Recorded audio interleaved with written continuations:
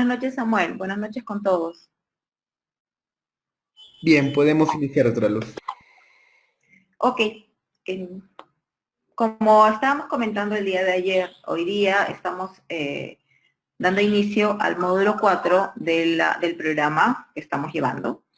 Y está referido el módulo 4 a la potestad administrativa disciplinaria, que comentamos ayer también cuando estuvimos viendo el procedimiento sancionador.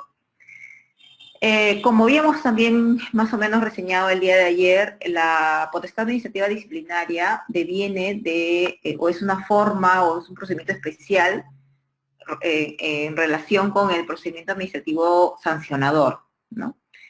Porque lo que vimos nosotros ayer en la clase fue cómo está estructurado y cuáles eran los principios del procedimiento administrativo sancionador en general. Y también les comentaba que podían existir procedimientos especiales en donde también se aplicaba la facultad sancionadora de la administración y que en este caso, por ejemplo, uno de ellos era el procedimiento administrativo disciplinario que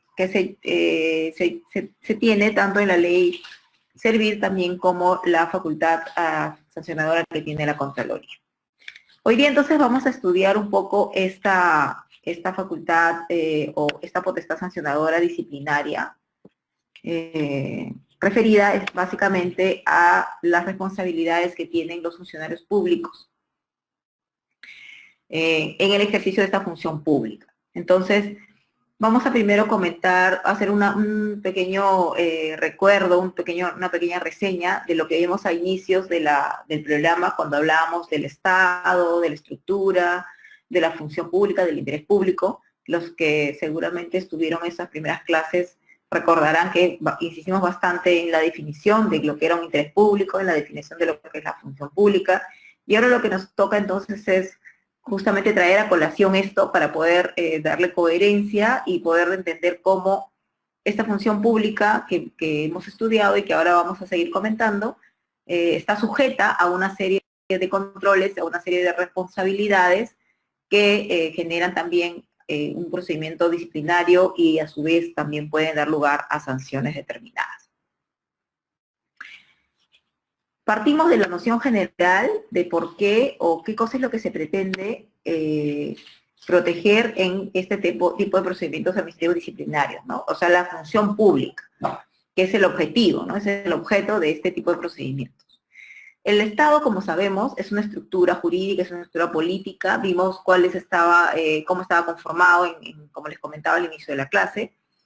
Y en general podemos decir que tiene dos tipos de elementos, ¿no? Los estructurales, por un lado, y los atributivos por el otro. Los estructurales, ¿por qué? Porque forman parte de la estructura misma del Estado, ¿no? Y en este caso hemos estudiado a inicios de la clase justamente cuáles son esos elementos, ¿no? El Estado tiene los elementos de la población, el territorio, el gobierno. Vimos incluso formas de gobierno cuando vimos la estructura o los elementos del Estado.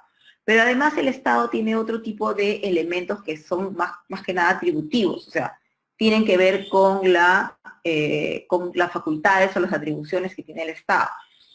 En los segundos elementos se refieren pues ya a la organización política, ¿no? Al carácter propio y específico del Estado, a la soberanía y al orden jurídico que existe. Entonces, los segundos elementos están constituidos por todo lo que corresponde a las facultades y las atribuciones que tiene el Estado en el ejercicio de su función pública. Esto para tener una noción en general, ¿no? Ahora, como también habíamos comentado, y lo vamos a volver a insistir porque es importante tener presente en dónde está enmarcada esta función pública, el Estado tiene como fin último el bien común, ¿no? El interés público del que hablábamos también a inicios del programa. Este bien común, ¿no?, puede ser definido como aquella felicidad temporal, o sea, la perfecta suficiencia de vida, en el estado en el que el ser humano se encuentra de manera armónica, ¿no?, a plenitud, satisfechas todas sus necesidades. Entonces, este estado subliminal de perfecta suficiencia de vida, de satisfacción de todas las necesidades del ser humano, es lo que el Estado quiere alcanzar. Es el fin último de la función pública, ¿no? Es lo que busca la función pública generar este estado de plenitud, este estado de felicidad, este estado de satisfacción de las necesidades del ser humano, en este caso del ciudadano. En ese marco, pues, la función pública ha sido definida por el organismo de OEA, de Estados Americanos, el organismo de Estados Americanos, ha definido la función pública como toda actividad temporal o permanente, remunerada u honoraria, realizada por una persona natural en nombre del Estado o al servicio del Estado, o de sus entidades en cualquiera de sus niveles jerárquicos. Entonces, aquí ya vemos que esta función está atada o está concatenada a la existencia de una relación, podemos decir laboral, de una relación contractual de una persona, que tiene que ser una persona natural, ¿no?, con el Estado, ¿no?, que se encuentra trabajando en nombre del Estado o al servicio del Estado, o de el Estado entendido como gran, ¿no?, como gran estructura, y con todas las instituciones públicas y las entidades que la conforman, ¿no?, en cualquiera de sus niveles jerárquicos. Entonces estamos hablando, pues, de una actividad que tiene que ser remunerada. No es una actividad ad honorem, ¿no? La función pública es una actividad que es remunerada y que es realizada por una persona natural en nombre del Estado o al servicio del Estado, en cualquiera de sus entidades, en cualquiera de sus dependencias, en cualquiera de sus niveles jerárquicos, en cualquiera de sus niveles de gobierno, ¿no?, que hemos visto la vez pasada también los niveles de gobiernos, nacional, regional y local, ¿no? Entonces, todo ello, cualquier actividad que se realice con esas características en el marco de estas entidades y a cualquier nivel, nos encontraremos entonces en lo que es una función pública. La función pública tiene por finalidad, como les comentaba, satisfacer este interés general, este bien común, ¿no?, definido como el estado de plenitud del ciudadano, ¿no?, como mediante la prestación de servicios públicos a los ciudadanos, dentro del marco de la Constitución y de la ley.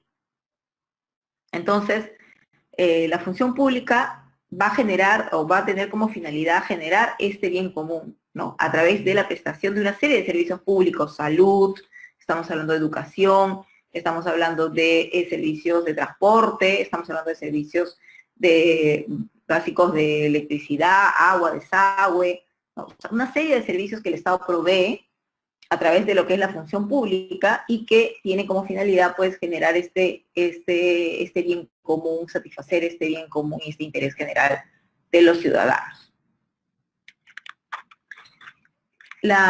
También podemos nosotros encontrar una definición de función pública en el artículo 2 de la ley 27815, que es la ley del Código de Ética de la Función Pública, que también nos recoge una definición.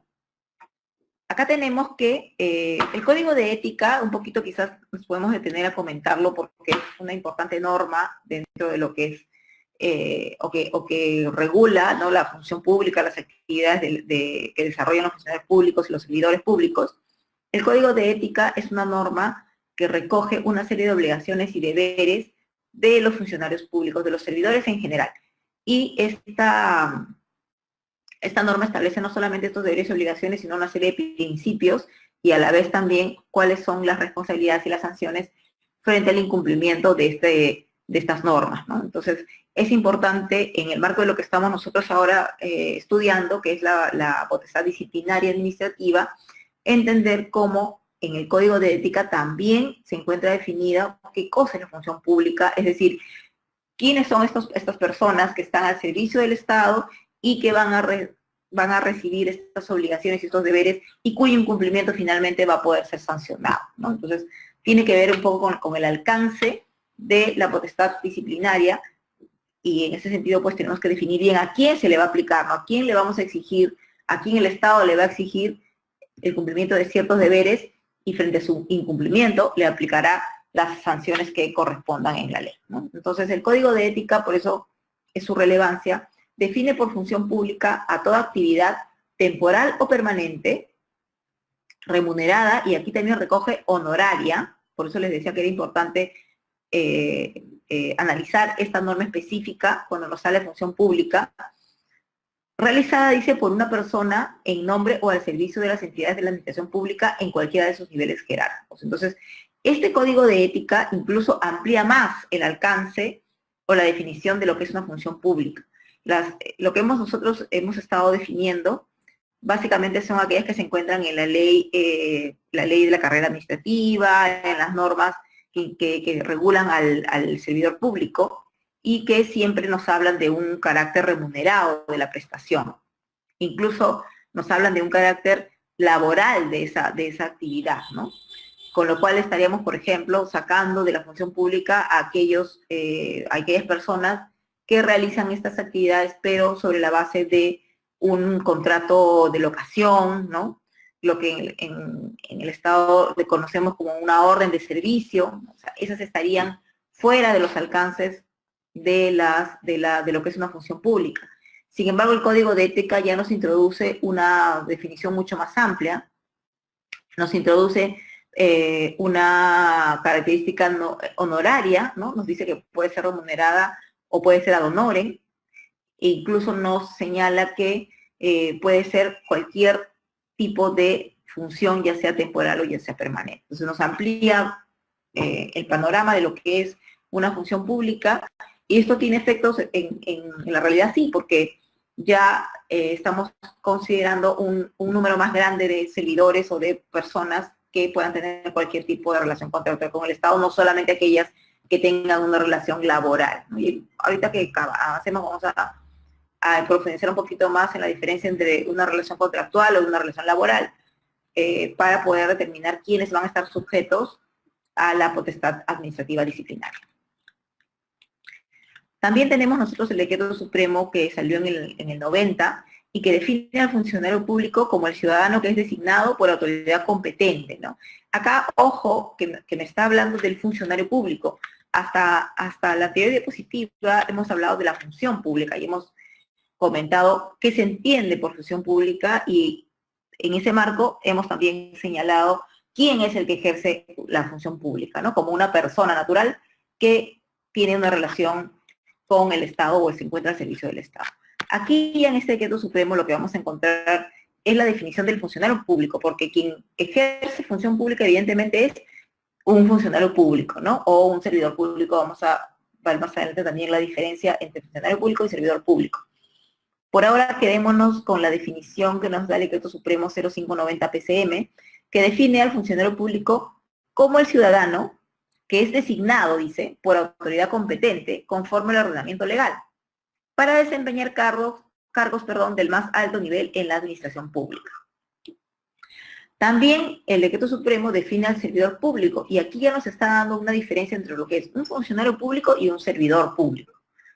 Nos dice que el servidor público es el ciudadano en ejercicio que presta servicios en entidades de la administración pública con nombramiento o con contrato de autoridad competente, suscrita con las formalidades de ley en jornada legal y sujeto a retribución remunerativa permanente en periodos regulares. Aquí, como ustedes se darán cuenta de lo que de la lectura del texto, ya estamos introduciendo dos definiciones, y que de alguna manera, si se dan cuenta, podría tener una cierta disonancia con la definición de función pública que nos da el Código de Ética. El decreto supremo nos dice que hay dos tipos de personas al servicio del Estado. Por un lado, los funcionarios públicos, y nos define aquel funcionario público como la persona que es designada para desempeñar cargos del más alto nivel. Aquí lo que nos está diciendo básicamente es aquellas personas que desempeñan, por ejemplo, que se desempeñan en alta dirección, que desempeñan cargos directivos como directores generales, que han sido designados por autoridad competente. O sea, nos habla de una designación. La designación generalmente va atada al tema de un cargo de confianza, un funcionario de confianza, y entonces ya tenemos algunos conceptos aquí que utilizamos en gestión pública que nos dan la idea de que el funcionario público pues es aquella persona que se desempeña en los cargos más altos dentro de una determinada entidad, ¿no? de repente el titular, ¿no? El titular de la entidad, el presidente de la entidad, puede ser jefe de la entidad, puede ser director ejecutivo de la entidad, tiene distintos nombres en función a qué entidad se trate, pero finalmente es quien dirige esta entidad, ¿no? También pueden estar considerados como funcionarios públicos, por ejemplo, el gerente general o secretario general de esa entidad, los viceministros de repente, o los directores generales de la entidad, ¿no? Entonces ahí tenemos ya un primer componente que nos hace la idea de que el funcionario público es aquel que ejerce estas funciones de dirección, estas funciones de gerencia, y que está designado, ha sido designado, y en consecuencia también nos da la idea de un funcionario de confianza, ¿no? Que se designa solamente por resolución, ahí no entra por concurso, no hay ahí una contratación de ese tipo, ¿no? Eso por un lado, ¿no? Por un lado el funcionario público entonces tendría estas características. Por otro lado, también nos señala que hay un servidor público, y el servidor público sí nos dice que es un ciudadano que presta servicios con nombramiento o con contrato. ¿Y por qué nos hace esta diferencia?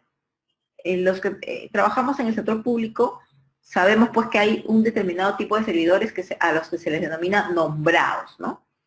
Esta denominación de nombrado realmente ya es una denominación que ha quedado, digamos, caduca, ¿no? Porque ya en el avance que ha tenido el tema de servidores públicos, vamos a hablar un poquito de la carrera del servicio público, ¿no? Ya la definición digamos, la denominación de nombrado ya un poco queda en el pasado, ¿no? Nombrados actualmente, ¿quiénes son? ¿No? Son aquellos que entraron en su momento bajo el decreto legislativo 276, ¿no? Que justamente recogía esta figura de la persona del nombramiento, ¿no? Y que entraban a través de un concurso público. Y también se conoce como nombrados aquellos que están contratados con el régimen del decreto legislativo 728, ¿no? Que es un régimen que, si bien es aplicado a la actividad privada, fue incorporado también a un determinado grupo de funcionarios, ¿no? De servidores que prestaban servicio al Estado, y que, bueno, ya con el devenir del tiempo ya pues tienen derechos adquiridos y son personas que están contratadas en el sector público, pero bajo un régimen privado, ¿no? Del decreto legislativo 728. El régimen público, sí, netamente es el del decreto legislativo 276, y también hay persona que es mucho más antiguo que el 728, y entonces ahorita cuando nosotros encontramos a una entidad pública podemos encontrar personas nombradas bajo el régimen 276, podemos encontrar personas contratadas bajo el régimen 728, y también podemos encontrar personas que prestan servicios al Estado bajo el contrato administrativo de servicios, que es el CAS, que también lo hemos conversado en las primeras sesiones. El contrato administrativo de servicios, un poco sus características. Es un contrato laboral, sí, ya el Tribunal Constitucional hace un tiempo nos ha dicho que el CAS tiene naturaleza laboral, y que si bien al inicio, cuando se creó, era un contrato que no tenía muchos beneficios laborales, digamos, para las personas contratadas bajo ese régimen, ahora ha ido evolucionando por diversas modificaciones, y ya un contrato administrativo de servicios, o CAS, es considerado como un contrato laboral con algunos beneficios para los trabajadores, ¿no? Los regímenes del 276, de la 728 y del CAS tienen connotaciones y tienen características distintas. Son personas que trabajan para el Estado, pero cada una tiene un régimen y tiene una regulación determinada, ¿no? Distinta. Por ejemplo, ¿no? En el caso de los decretos legislativos 276, esos funcionarios, o esos servidores, perdón, no reciben una gratificación como la recibe el sector privado, que es una remuneración por julio y otra por diciembre, ¿no? Una remuneración completa. Los 276 lo que reciben es un aguinaldo que anualmente se aprueba por el Estado y que usualmente está a 200, 300 soles, dependiendo.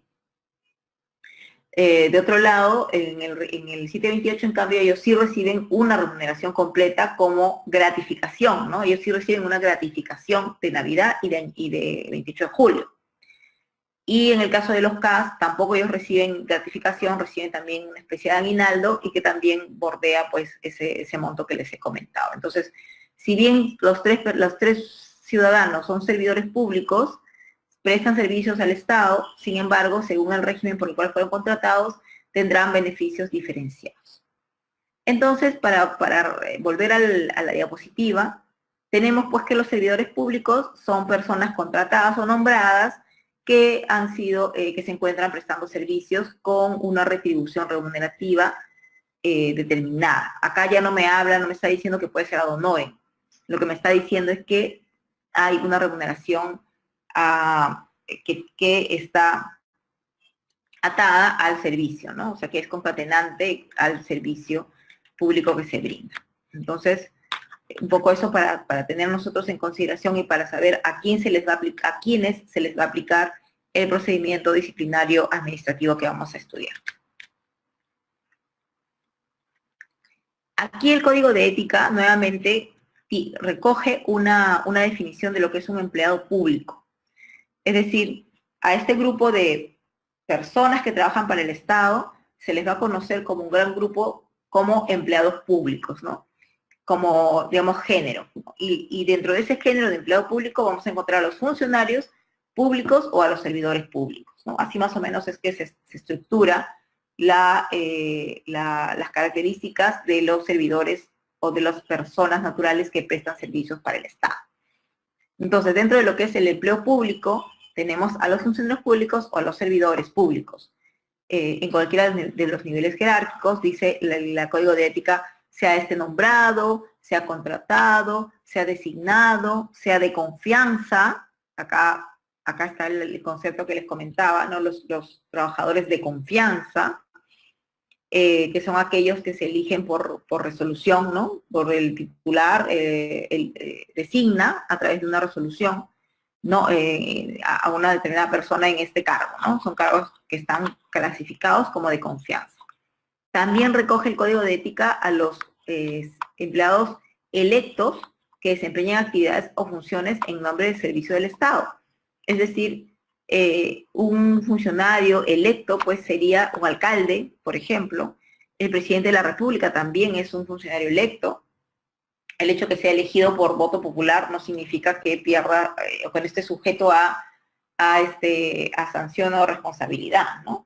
También un funcionario electo pueden ser los congresistas, que si bien ellos tienen un régimen especial, que tienen inmunidad, más parece impunidad, pero igual, una vez que ellos culminen su periodo y ya no tengan la inmunidad, pueden ser sometidos a las responsabilidades que establezca la ley. También en funcionarios electos hablamos de los gobernadores regionales, ya comentamos los alcaldes provinciales o distritales, los congresistas, el presidente de la República y cualquier otro funcionario que por ley se tenga que ser designado por elección popular. Y acá el Código de Ética también nuevamente me amplía, ¿no? Me amplía el ámbito de aplicación, me dice que no importa el régimen jurídico de la entidad en la que preste sus servicios, no importa el régimen laboral, no importa el régimen de contratación, todos ellos van a ser considerados empleados públicos para los efectos que establece la ley, ¿no? Básicamente para un tema de responsabilidad administrativa disciplinaria. Entonces,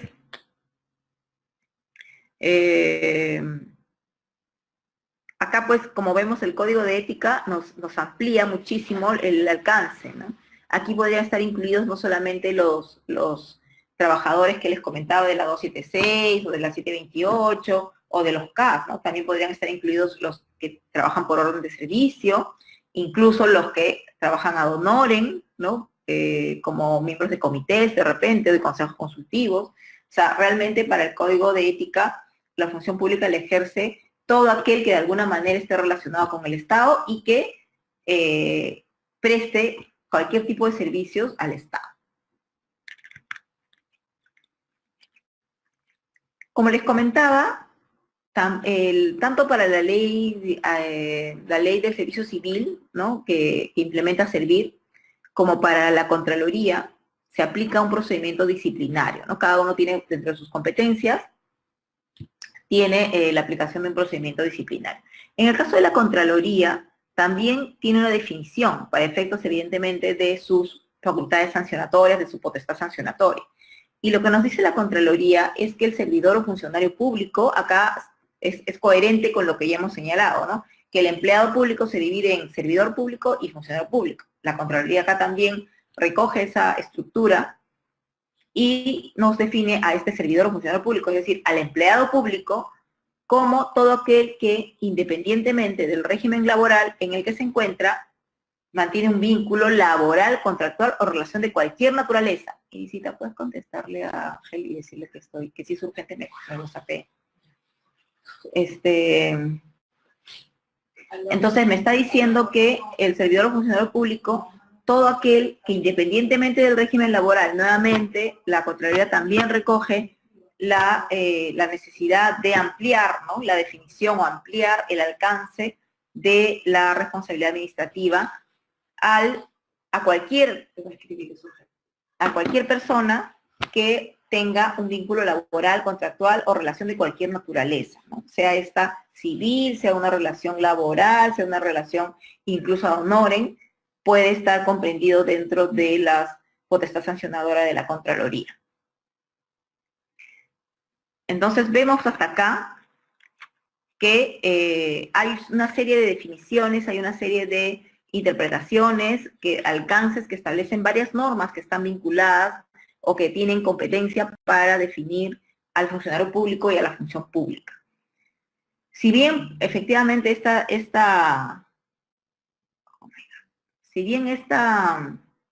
imprecisión, ¿no?, o esta probable imprecisión, porque realmente lo que tenemos que hacer es justamente interpretar de una manera sistemática, ¿no? Aparentemente hay una imprecisión, hay una disonancia entre lo que establece el Código de Ética, entre lo que establece la Contraloría, entre lo que establece Servir. Sin embargo, hay que tener en consideración que todas estas normas se encuentran en el marco de la Constitución, ¿no? Y la Constitución nos da un marco en el cual nosotros podemos ampararnos para poder determinar y para poder definir al funcionario público. El artículo 39 de la Constitución nos dice que el deber del funcionario público es estar al servicio de la nación. Esa es digamos, la definición general, la cláusula general que nos da la Constitución.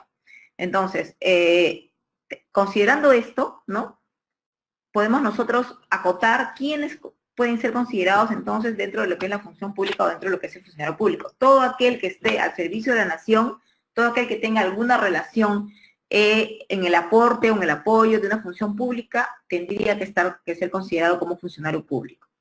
Esto supone un compromiso de lealtad con los valores y principios sobre los que se asienta el Estado peruano, definido como Estado constitucional democrático de derecho. ¿Qué quiere decir esto? Que todo aquel que ejerza de alguna manera, con alguna relación contractual, con algún tipo de relacionamiento con el Estado, que ejerza de alguna manera una función pública, está sujeto al cumplimiento de las obligaciones, los deberes y los valores y los principios que inspiran la función pública. Y en consecuencia, si no está acorde, si su accionar no está acorde con estos principios, con estos valores, va a ser pues sujeto a la imposición de sanciones administrativas disciplinarias, que es lo que vamos a empezar a ver ahora. El artículo 40 de nuestra Constitución también reconoce a la carrera administrativa como un bien jurídico de naturaleza constitucional, que debe ser garantizado por la ley y que debe regular el ingreso, los derechos, deberes y responsabilidades de los servidores. Entonces, la necesidad de regular, la necesidad de tener un régimen adecuado para la carrera administrativa, lo que se conoce ahora como servicio público, perdón, servicio civil, nace en nuestra Constitución. Como les comentaba, hemos tenido una serie de regímenes, ¿no? Desde los años en que salió el decreto 276, que luego se incorporó el 728, que luego se incorpora el CAS, y lo que se ha querido hacer pues es unificar esta serie de regímenes, ¿no?, que generan una distorsión, que generan una diferencia en personas que realizan el mismo trabajo. Supuestamente, según la ley laboral, al mismo trabajo, a igual derecho, igual remuneración, igual trabajo, igual remuneración, y sin embargo, en la realidad no sucede esto en el servicio público. Los que son los que son servidores, los que trabajan para el Estado, me dan la razón y sabrán de qué estoy comentando, ¿no? Porque tú puedes encontrar en un área personas con el mismo perfil, con la misma función, pero que por ser CAS uno gana más y por ser 276 o 728 el otro gana una remuneración menor. Entonces, estas distorsiones y esta situación de diversos regímenes que genera un desorden, que genera incluso costos de transacción mucho más altos, porque hay que tener personas especializadas en el régimen 276, personas especializadas en el régimen 728, otras que conozcan el régimen CAS, en el área de recursos humanos, ha querido ser de alguna manera superada con la ley del servicio civil, que salió ya hace varios años y que aún sigue en proceso de implementación, que es parte también de lo que vamos a comentar en esta clase. Lo importante aquí, que es lo que queríamos terminar de reflexionar en esta primera parte de la clase, es que la función pública, pues, su ejercicio, ¿no?, implica una serie de obligaciones de ambos lados, ¿no? Tanto por parte de la persona que realiza el servicio a la nación, ¿no?, de tener una acción, de que sus acciones sean transparentes, de que estén enmarcadas en los valores, en los principios de la función pública, ¿no? Y por otro lado está la obligación del Estado de proveer todos los medios organizacionales, procedimentales y legales destinados a evitar que funcionarios o trabajadores públicos con poder de decisión o influencia puedan encontrarse restringidos en mayor medida que otros servidores públicos en el ejercicio de derechos, de determinados derechos fundamentales. O sea, lo que se estaba comentando, que por un lado, si bien al funcionario público o al servidor público, al empleado público en general, se le exige un comportamiento probo, un comportamiento honesto, un comportamiento de valores, ¿no? Por otro lado, también pues al Estado se le exige que genere el marco legal, que genere el marco organizacional, que genere las condiciones necesarias para que estos trabajadores, estos funcionarios, puedan tener pues una adecuada actuación especializada, como corresponde y como se quiere, para poder prestar un buen servicio público, ¿no? Si no es así, entonces va a haber una deficiencia, que es justamente lo que estamos nosotros percibiendo todos los días, cuando salen pues temas vinculados a corrupción, alcaldes en la cárcel, gobernadores regionales detenidos, jueces que son líderes de mafias de cuello blanco, todos esos temas que día a día están invadiendo nuestros medios y que nos hacen ver pues que lamentablemente no se ha digamos, toda la actuación del Estado para buscar estos funcionarios probos, para buscar este régimen o esta estructura de servicio civil que realmente responda pues a un buen servicio al ciudadano, pues no ha funcionado de manera adecuada, ¿no? En el Poder Judicial al menos, vemos todos los días que sale un audio, casi todos los días, y en donde el comportamiento, el accionar, los valores de estas personas pues no responden realmente a lo que es una función pública, ¿no? Lo mismo en funcionarios electos y lo mismo también en funcionarios del Poder Ejecutivo, ¿no? Hemos visto la semana pasada lo que pasó con el viceministro de Cultura en una contratación, ¿no?, en donde se estaba contratando a su empresa como por un contrato de más de casi 400.000 soles, ¿no? Hay un beneficio, hay un conflicto de intereses, eso realmente no responde, no es la conducta ética que se le pide al funcionario, y bueno, el viceministro todos sabemos que ya ha tenido que renunciar, pero en principio esa situación no debe haberse dado, porque los funcionarios, los empleados públicos, pues tenemos, porque yo soy empleada pública, tenemos el deber de cumplir con los estándares éticos, morales, con prestar un buen servicio, con especializarnos, para poder tener brindar este servicio y cumplir la finalidad pública de la mejor manera hacia el ciudadano, ¿no? Entonces, eso es lo que se quiere, eso es, digamos, la teoría hasta ahorita, ¿no? Lo que les he comentado. Es lo que la regulación quiere, el código de ética, las normas de Contraloría, la Constitución.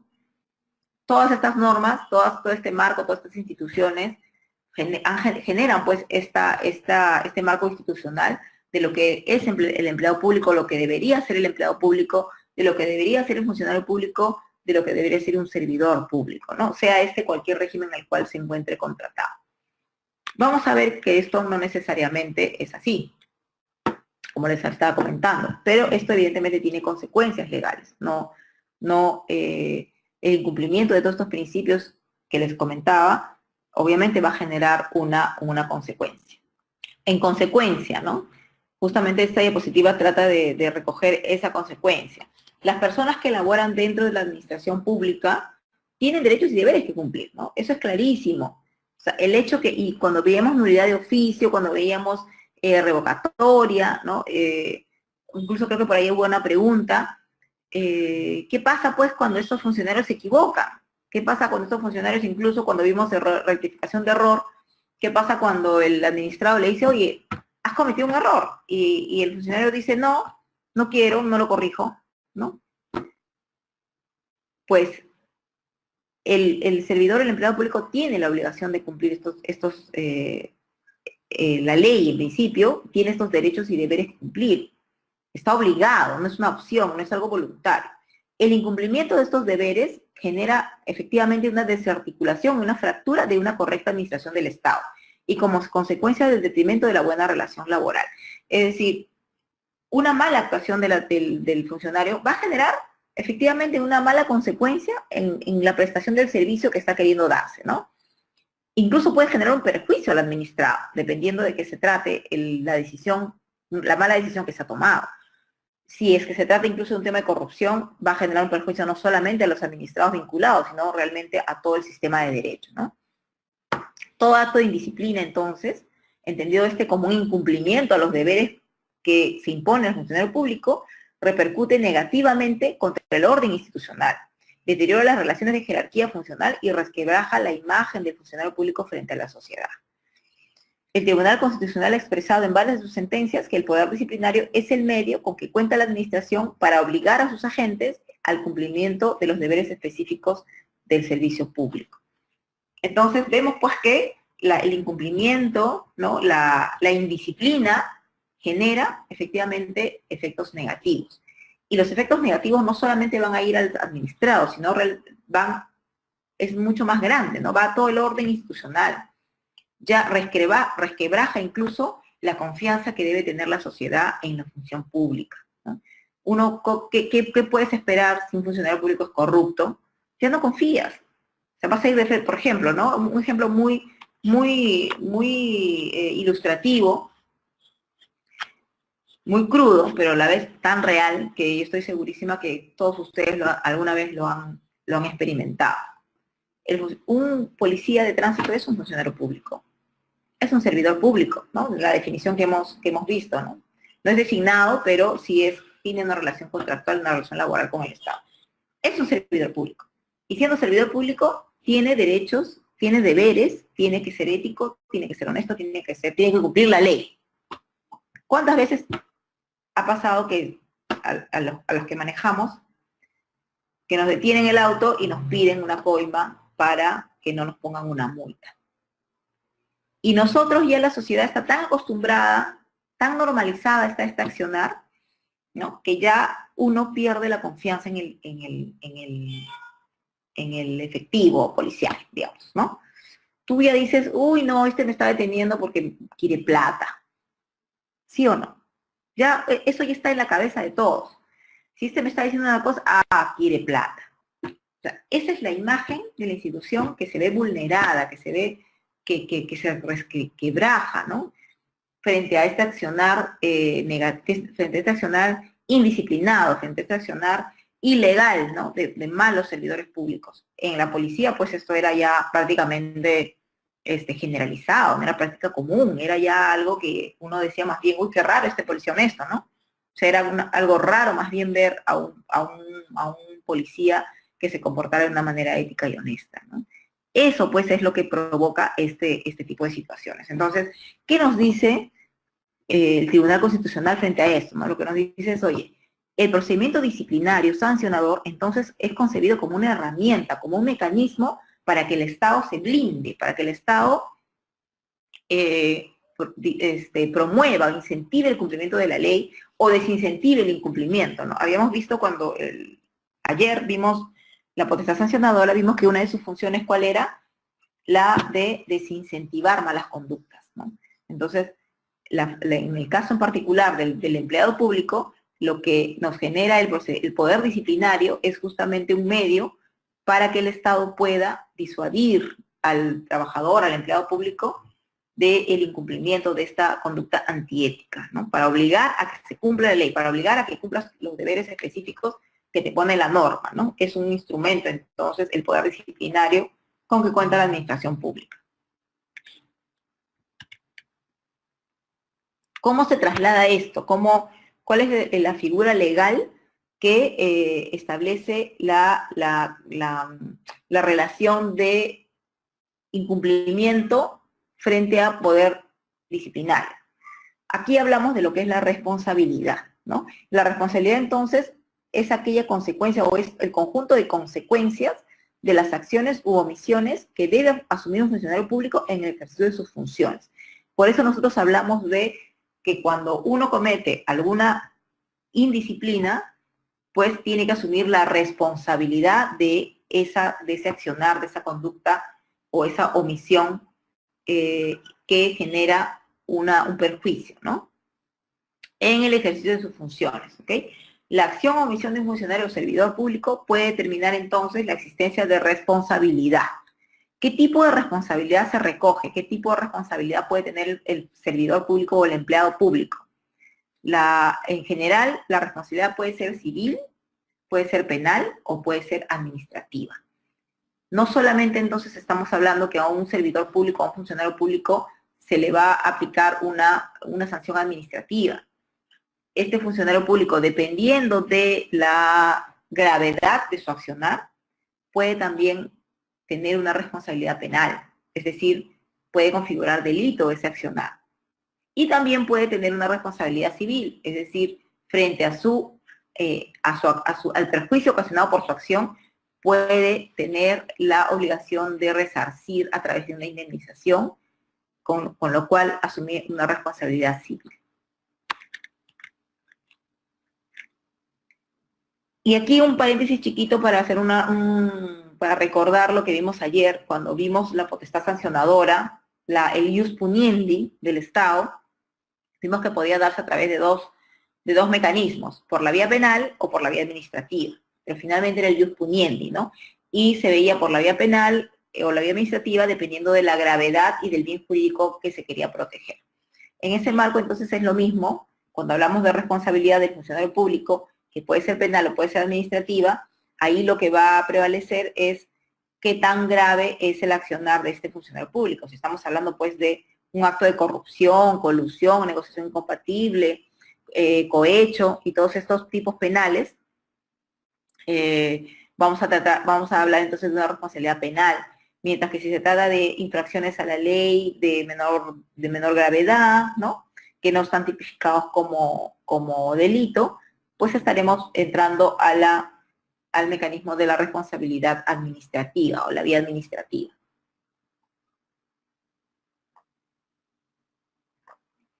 La responsabilidad civil es concatenante a cualquiera de las dos responsabilidades, o administrativa o penal, ¿no? O sea, se puede dar la responsabilidad penal y también la civil, o la administrativa y también la civil, ¿no? La civil es transversal, no es excluyente de los otros tipos de responsabilidad.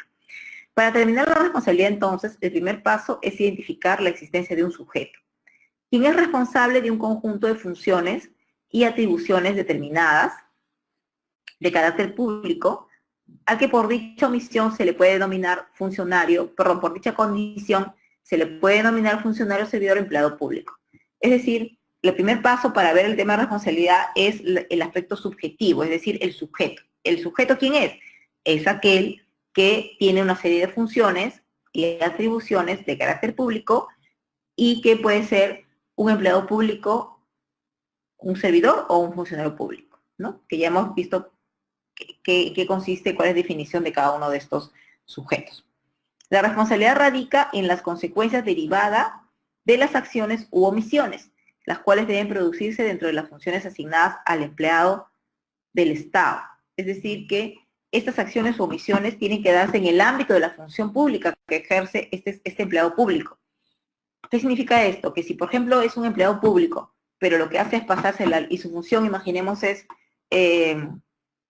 un abogado, un servidor público, un abogado, cuya función es emitir informes legales, haciendo obviamente una interpretación legal, ¿no? Y sacando opiniones. pero este servidor público un día se pasa la luz roja. Esa infracción que comete, que es una infracción administrativa y una infracción de tránsito, no tiene nada que ver con su función pública, ¿no? Entonces, ahí no estamos hablando de una responsabilidad administrativa disciplinaria. A pesar que subjetivamente es un sujeto empleado público, lo es. Está cumpliendo con esta condición.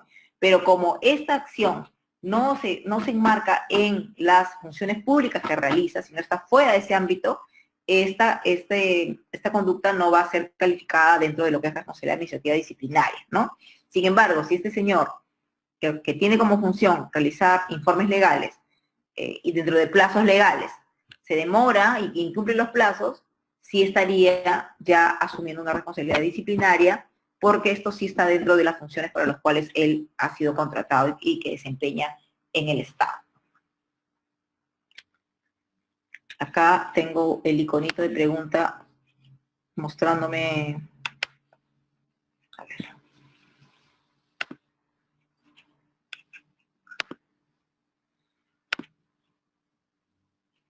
Ya, me pregunta Nelson si los policías son funcionarios públicos o servidores.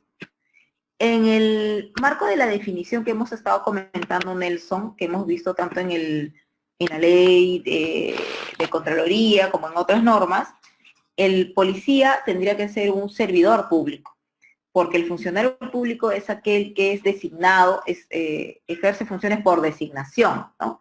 Y la designación conlleva una resolución administrativa que emite el titular y que designa a un funcionario determinado, y esto está vinculado a los criterios de confianza.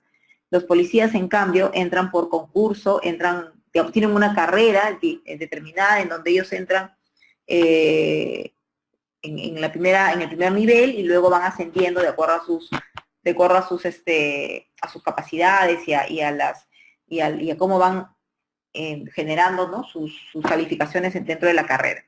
Pero son considerados servidores públicos porque tienen las características, pues, de personas que ingresan a través de concursos públicos al servicio del Estado. Y aquí, para poder verlo más esquemáticamente, y vamos a entrar a definir cada una de ellas porque es importante hacer la delimitación. No es lo mismo una responsabilidad penal que la responsabilidad civil o que la responsabilidad administrativa. Y en la Ley Orgánica del Sistema Nacional de Control y de la Contraloría General de la República es justamente en donde podemos encontrar esta definición y esta separación entre estos tres tipos de responsabilidades que asume el empleado público, sea este funcionario público o servidor público. Vamos a hablar de la responsabilidad penal como aquella en la cual incurren los empleados o trabajadores del Estado, funcionarios o servidores públicos, que en el ejercicio de sus funciones han efectuado un acto u omisión tipificado como delito o falta en el Código Penal, ¿no? Ustedes saben que el Código Penal no solamente tipifica delitos, sino también faltas, pero igual estamos hablando de una responsabilidad penal. Entonces, en la responsabilidad, o para que haya una responsabilidad penal,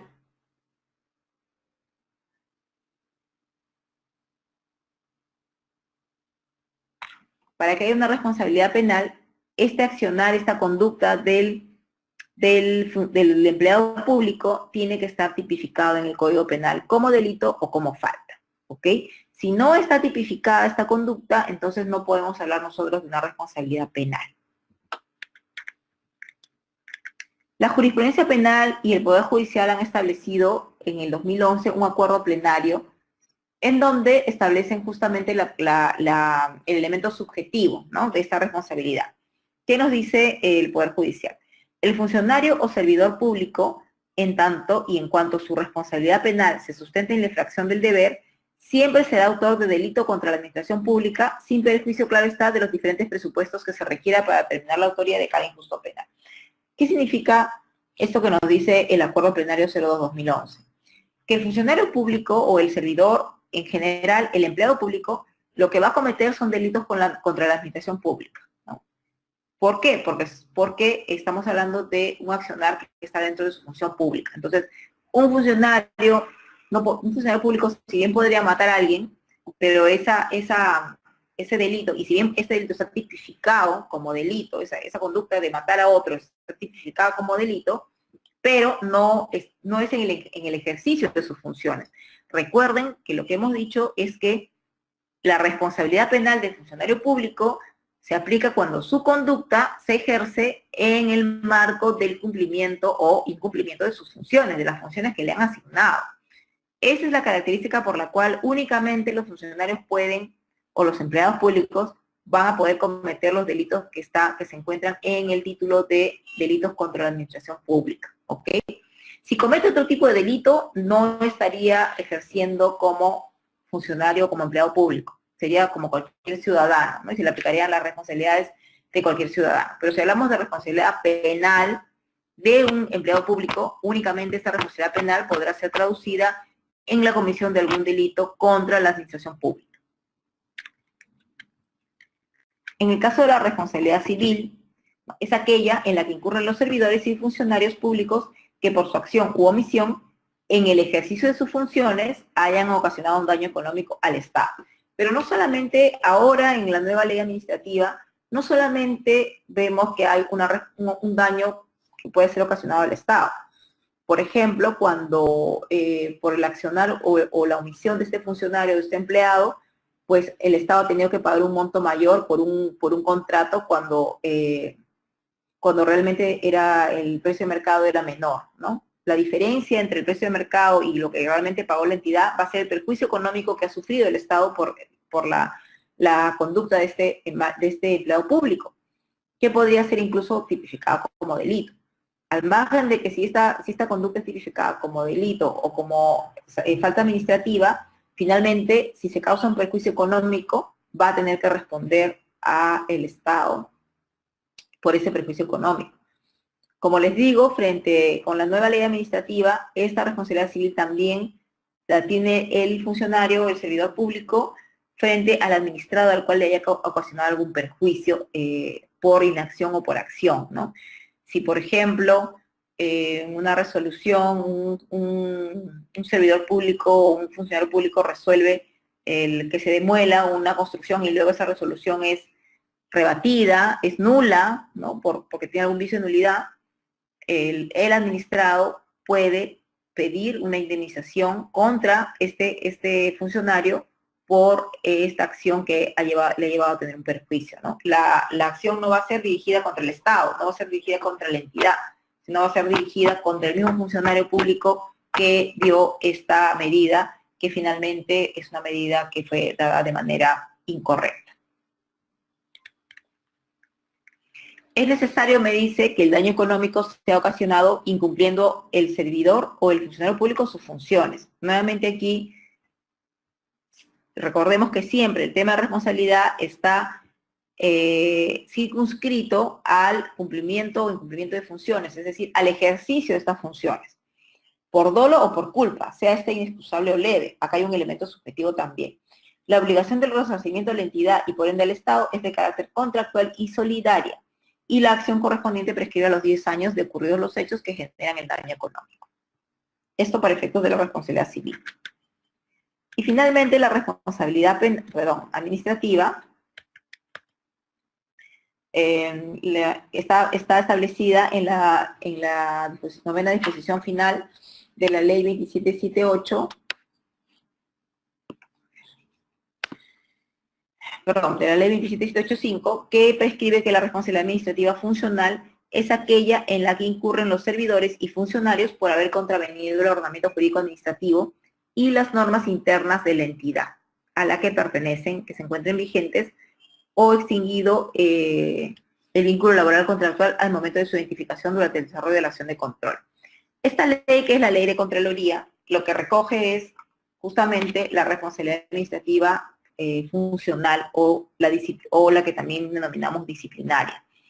Y esta es la responsabilidad administrativa la que vamos a nosotros en las próximas diapositivas ingresar a estudiar un poquito más a detalle. Como se señala ahí, se incurre en esta responsabilidad por haber contravenido el ordenamiento jurídico y administrativo y las normas internas de la entidad, ¿no? ya sea que se encuentren con vínculo vigente o con vínculo laboral extinguido. Igual existe la responsabilidad administrativa y va a tener que determinarse la responsabilidad y la sanción que le corresponde.